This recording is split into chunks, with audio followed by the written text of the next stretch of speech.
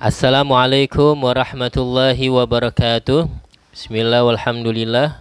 Wassalatu wassalamu ala sayyidina rasulillah. Sobat kaum muslimin yang dimuliakan Allah, teman-teman sekalian, hari ini kita adalah hari yang penuh dengan bahagia.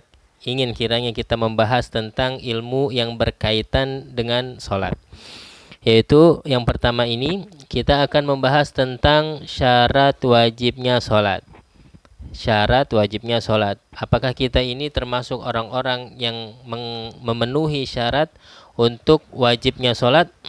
Kita wajib sholat. Nah, sekarang kita akan memberikan 3 poin. Yang pertama adalah Islam. Yang kedua adalah B. Dan yang ketiga juga B. Yang kedua adalah balik. Dan yang ketiga adalah berakal. Jadi kita ingat-ingat 3 kata kunci ini, yaitu IB kuadrat. Islam, balik, dan berakal. Yang pertama adalah Islam.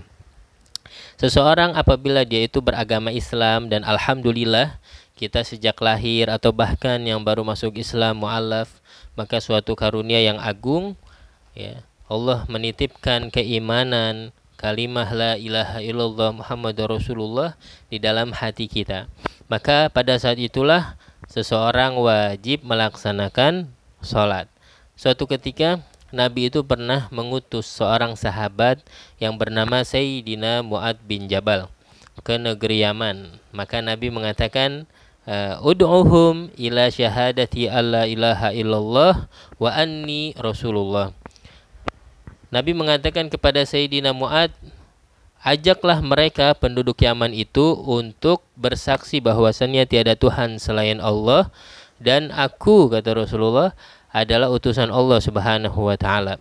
Kalau mereka sudah bersyahadat, mereka sudah masuk Islam, maka fa'alimhum, ajarkan mereka tentang apa?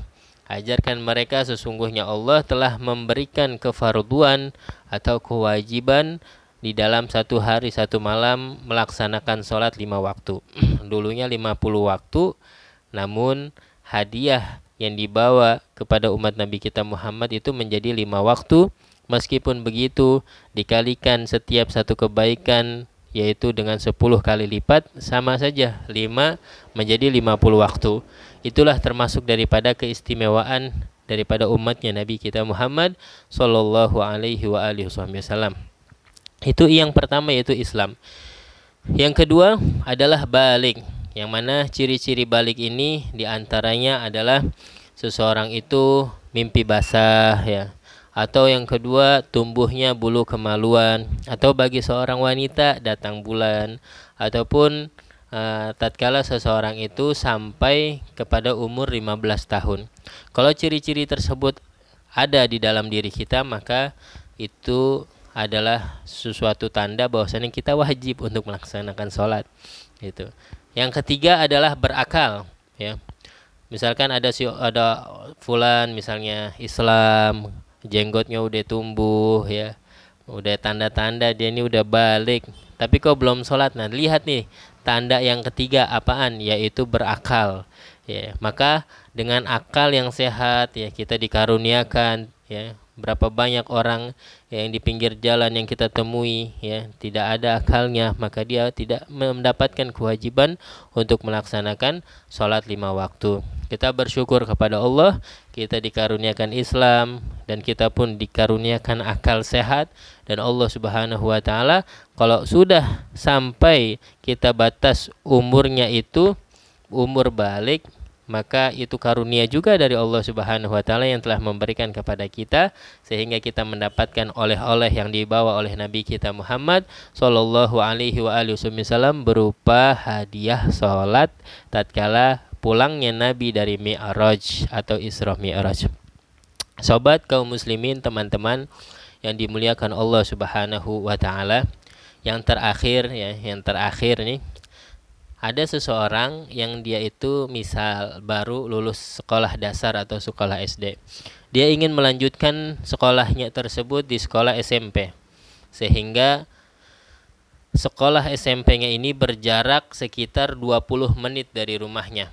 Setelah dia itu lulus SD, maka dia itu memiliki angan-angan, memiliki planning bahwasanya dia ingin berangkat dari rumah menuju sekolahnya yang 20 menit tadi itu menggunakan sepeda motor. Maka otomatis sebelum hari H dia itu masuk ke sekolah SMP-nya, maka sebelumnya dia sudah bersiap-siap, dia sudah belajar sepeda motor ya. Sehingga dia itu tatkala hari H masuk sekolah SMP, dia tinggal mengendarai sepeda motor ke sekolah yang barunya itu. Artinya tatkala seorang muslim, tatkala seorang berakal ya, dia belum balik. Nah, itu kesempatan dia untuk belajar ilmu sholat ya.